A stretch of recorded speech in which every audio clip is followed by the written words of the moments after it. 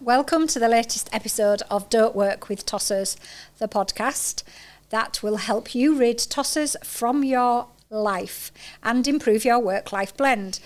In this episode, we will be sharing business tips and life lessons with Dani Wainwright, or Daniella Wainwright if you are on LinkedIn. Dani, welcome. Welcome. That's my Sunday name if I'm in trouble. Well, I'm actually not Tina, I'm Christina. Oh, are you? Yeah, Okay. and I very, very rarely get called Christina. In fact, I don't ever get called Christina. I used to be by my mum when I was in trouble. Yeah, and get your middle name as well, probably. Yeah, I haven't got a middle name. Oh, no. Yeah, so I didn't get a risk of that. So, yes, thank you for joining me, and welcome to this episode of Tossers That Stop You Focusing on Finance. Because you are actually from a financial background, aren't you? I am, yes. I'm a chartered accountant, qualified in the usual way that most people enter that profession.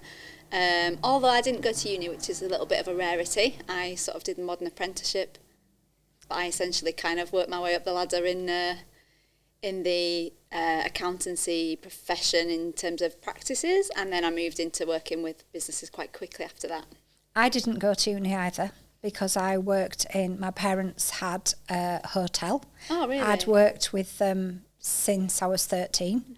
And I went to vocational college, and then I was going to go to uni, but I decided that I would work in the family business instead. Right. Before buying my own business with my mum at the age of 21. Wow. And so I've been in business ever since. So how long have you been self-employed, Dani? So it's about 3 years now since I went on my own.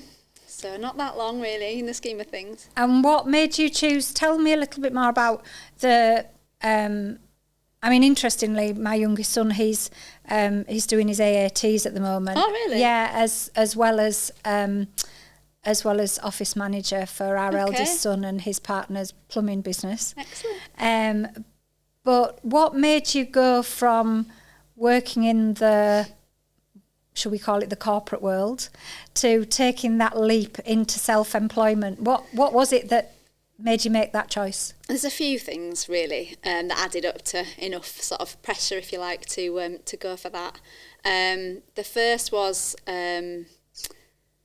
hours that were required in that environment. So I worked in big corporate PLCs, and a 60-hour working week was very standard. Didn't see my kids that much. I had to sort of leave before they were up and get home much later than they'd gone to bed. And even on a weekend, I was tired when I was with them, and it just wasn't the mum I envisaged being. So that was one part of it. The other part was more in terms of the work within the corporate environment. It was frustrating to see that me and my team were having to work all those hours, when some of it was sort of due to vacancies being held open purposely, and the layers and layers of bureaucracy and red tape within those businesses. So quite often you'd have to go through 6 levels of approval to get something done, and you might get to level 5 and then there'd be a reshuffle of management and you were back to square one, and it's frustrating to not really be able to kind of get things done and moved on. So the working with the SME market again really appealed to me, where still need some governance, but we can just decide we're going to do something and get it done and make the business better. Yeah, that is the one thing for me. I mean, it's a bit like this podcast. Went for coffee in July. 9 weeks later, I'd had the brand created. I'd sourced the studios. Wow. We'd done the first recording, and the first episode was live. But I am known a little bit for being like that over the 35 years of being in business.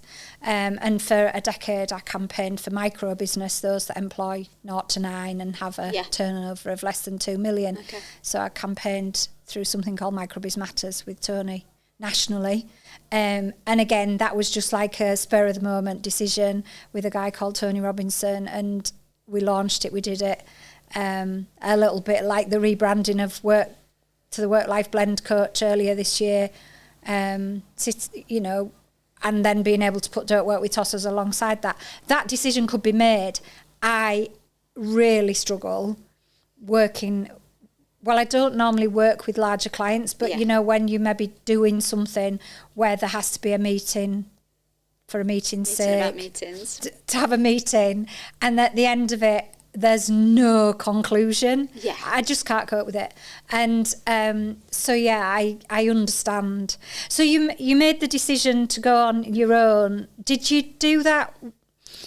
I'm always interested to understand whether you just like took that leap of faith and you said, right, you woke up one morning and said, that's it, I've had enough, I'm doing it. Did you create it as what some might call a side hustle, where you built it, you test traded, you know, you saw if there was a need out there, which is really what some might say the sensible way of doing it, not something I am known for doing. You'd have been off by then. I'd have been well gone. Yeah, test trading, forget it. So it was something that I'd been looking at doing, and it was a bit of a slower build than that, definitely. It was something that I'd been thinking about doing, but the thing with the corporate world is it does tie you in. So, you know, you have to get to this date to qualify for your bonus. And if you've left before the bonus is paid, you don't get it. And we had LTIP shares and all sorts of things that just tie you in to different periods. So there's never really a good time to take that decision. And it was something I was looking at because somebody else in the business had left to start what we call a portfolio finance director career. So I've not really elaborated on what that is yet, but essentially it's offering like finance director or CFO level skills to smaller businesses. So it's working with them on a fractional basis or a part-time basis, maybe a day a week. So I'd seen this lady do that. It planted a little seed in my mind. And actually ultimately what happened was a whole raft of redundancies got made, and that was the spur for it to really begin. So when I was made redundant, obviously that gave me a little bit of breathing space and a little bit of funds in the coffers to kind of be able to take some time, see if I thought this was really a viable option. Spoke to a lot of people that did it, and a lot of people that worked maybe in recruitment and had seen other people take that path, and just really thought it was something that I could do. And I've always felt a little bit entrepreneurial. Like when I was pregnant with my first baby, I set up a baby photography studio, which was a bit of a sideline. I mean, I did like 10 clients because it was not really something that was ever going to, unfortunately, you know, unless you really made it big time, ever going to pay the bills sort of thing. And was very busy with 2 children as well, so it didn't go very far, but I was always coming up with things I wanted to do, and I think it was an itch that I wanted to scratch. And obviously this business is one that all the skills I've kind of honed in the corporate world can be applied to, but without any sort of, I feel very free, to be honest. It gives you a real sense of freedom, doesn't it, to be working for yourself. And you know, I've worked in big businesses really since I qualified, so I've never really felt that before, but it feels amazing. I know, and I think it's really interesting because as we were saying before we started recording this, the financial sector, there's probably a lot of people who perceive there is a high density of tossers in that sector. High concentration. Yeah, there's a high tosser concentration in finance. It's like, I can see the quote now. Yeah. And I think the other thing as well is, and I know this from the work that I do with micro business and small business. So element 3 of my work-life blend program is actually finances. That's the title of it, right. Finances, because it's so important that you understand your business finances and your personal finances. Because actually, if you don't understand your personal finances, you don't know what you need to make from your business. You don't know what you're aiming for, do you? No, you have no clue what you're aiming for. And it's so funny because people say to me about the work-life blend program, oh, well, work-life blend, isn't it just about doing an hour's extra yoga a week? No, you know, this is a 6-element program that starts with like really looking at yourself and ends with keeping everything on track, and all the bits in between are what's important for your work-life blend. Yeah. But the minute I start talking about finances, like 80% of people go, ooh, and their eyes glaze over and they're like, you know, and it's just like, but it's so important. Yeah. You know, like, how do you make your best money? Where is your income coming from? Who do you need to market? If you don't know who your client base is or where your clients are coming from, how the hell do you know who you're marketing to? You know, and all of that sort of stuff. But, and I suppose a little bit like business advisors, which, you know, the work that I help business owners build businesses with work-life blend at their heart. That's what I do. But if you were to say, oh, this is Dani, she's, you know, she's a financial director.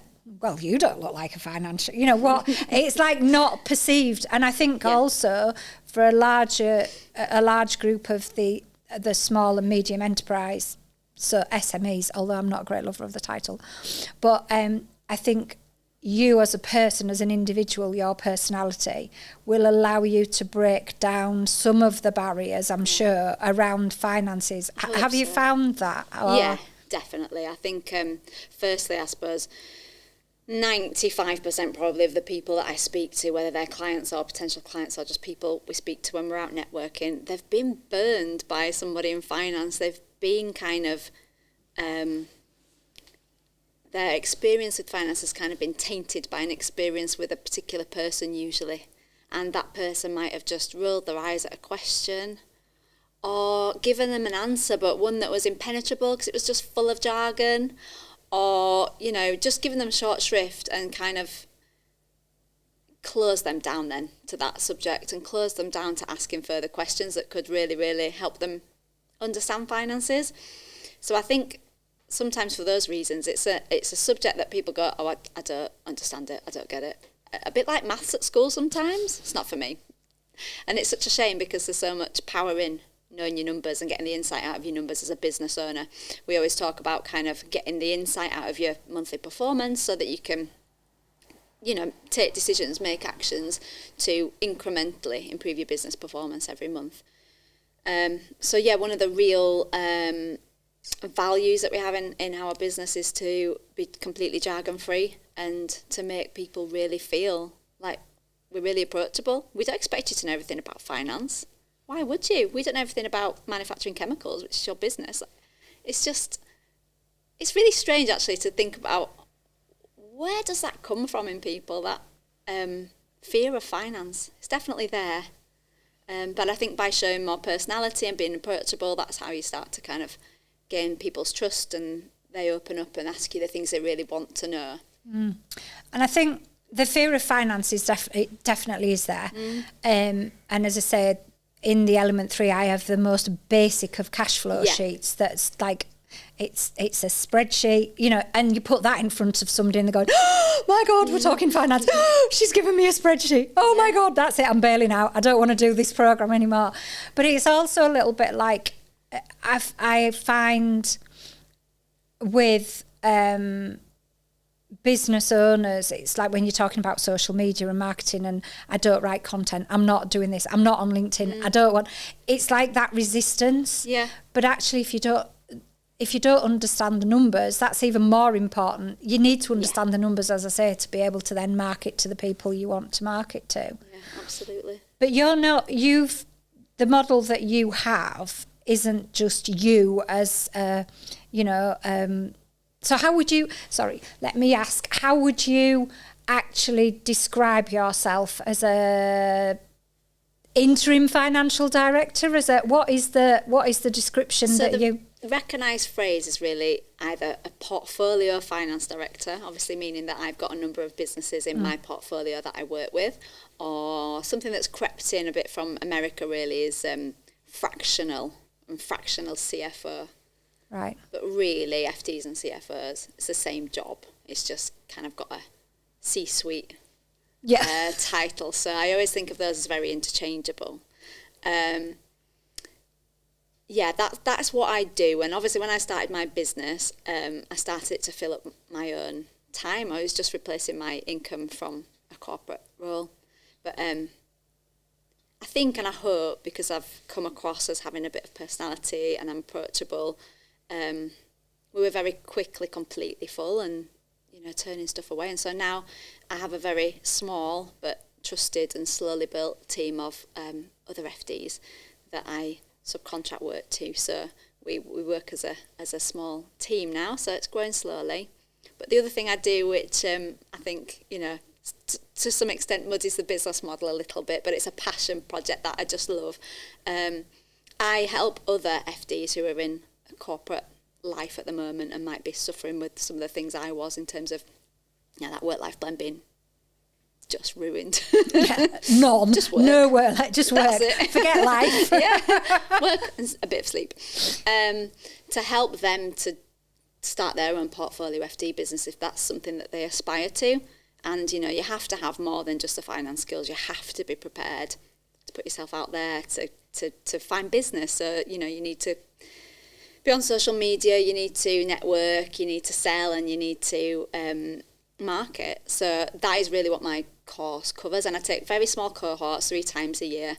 And it's not a technical course in terms of, what do you need to do to be an FD? They have to be an FD with proven experience to come on it. Otherwise, I'd be promising them an end result they can't achieve. But it's all those other skills that they've perhaps not been exposed to before. But I love the result that they can get, and just seeing them be able to, start a business like that, be freed from the shackles of the corporate world and go and work with the type of people they want to work with. Because there are some real tossers in the corporate finance world. And, it's really interesting. I think that they are probably really nice if you meet them outside of work. Yeah. But there's often a culture that's not very good and not very nice. And you see people behaving in a way that you think, how has this place done that to you? So I think it's really nice for people to be able to escape that sometimes, especially sort of later on in your career. And you need to have built up the right experience to offer these services to businesses anyway. And you need to be able to take a bit of it is a leap of faith. You need to have maybe got some funds saved up to give you that little bit of buffer, so you're not showing the desperation for work when you're sort of talking to people. And, what we try and do is bring a cohort together to go through that journey so that they have got some support. They've got people to bounce ideas off, and they've got people just doing the same thing, being on that journey to self-employment with them. So it works really nicely. Yeah, it's so back to the work-life blend program, and element 4 of that is called Build Your Crowd Wisely. Yeah. So when you're talking about going through a cohort together, you end up, we talked about this with Duncan's communication training. He has a group of people that he delivers the training to, and they then are there, connect and support each other. Yeah. And that is part of building your crowd wisely and understanding. Because I think, and coming back to communication, the people that you've got in your cohort, you have very much got to help them understand how to communicate. Because it is this sector that's perceived to be full of tossers, they've got to be able to show themselves, because I honestly do believe, I just believe that is so important for them. And let's be fair, in the numbers world, the finance sector, communicating with people is not always a strength, is it? Because quite often they're numbers focused. Yeah, often. The very best finance people can obviously do both really well and can kind of tell the story in the numbers, and that's where you excel, if you like, in that world. But it's not always a massive strength. And that, I also think that part of that sometimes comes from the corporate environment, and this, I see people that have sort of been trained through their career to be, I call it professional to a fault, so that they've almost like, the colour's been drained out of them.